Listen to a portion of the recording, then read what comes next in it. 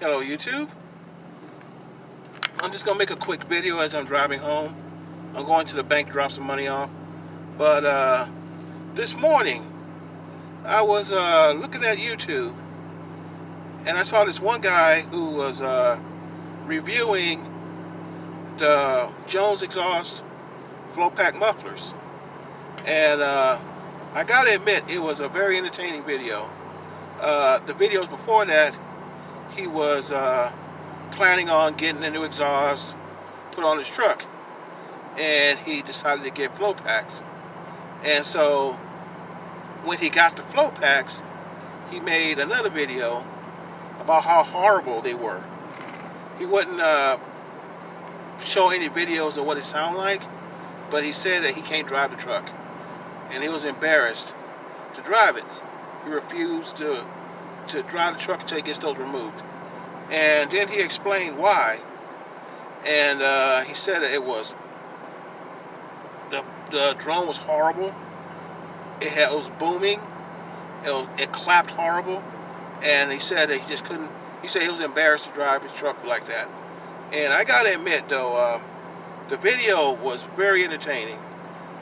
He should get more views for that, because I never laughed I never laughed so hard in a while. And he was serious. He was that serious. He was adamant about these mufflers being horrible. And so I decided that I'd like to make a video of my own defending the mufflers, because I got them on two of my vehicles. I got them on my cammed and stroked Ford.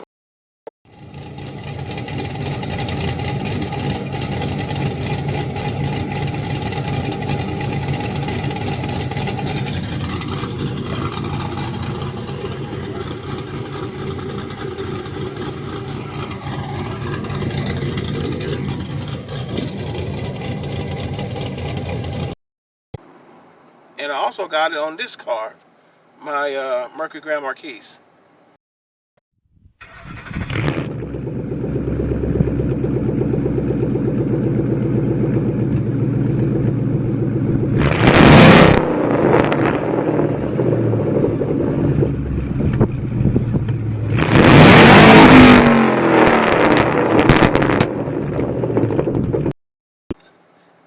They sound completely different on both cars, but it made the car sound better. Like on my Taurus, with the cam and the engine setup, at idle, it just sounds nasty. It sounds like he's ready to rip your head off. It doesn't sound like rice. Like a lot of people say, oh, you're driving a Ford Taurus. Oh, look at that. You got an exhaust on it. Or it sounds like rice until I fire it up. And it looked like it could just take anybody. And then when you rev it, or when you're on it, it sounds like, if you ever heard a straight piped 99 Ford Taurus SHO that has the small V8 in it, that's what it sounds like when you're on the gas or when you rev it. It sounds like a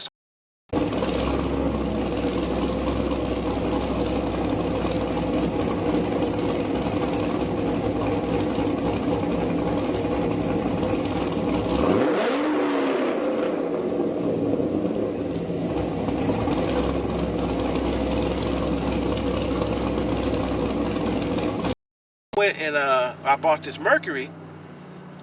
I said, you know what?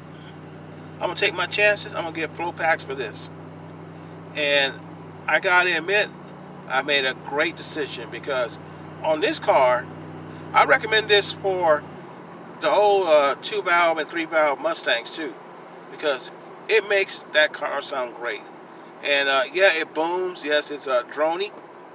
But then, like the guy said in his video, he must be getting old, because back in the day he said that a droney car didn't mean much, but in his case he couldn't stand the drone that this one makes.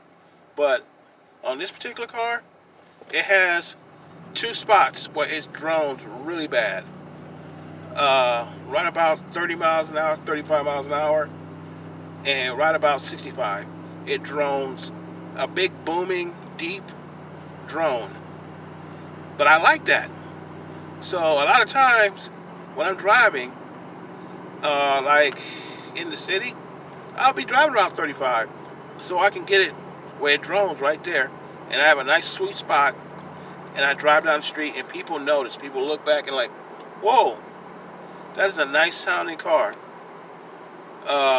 Same thing on the freeway. I'll go about 65. It has that nice, deep drone that I like, and I got no complaints. Like I said, we're complete opposites. The guy on the video, hate him. I love him.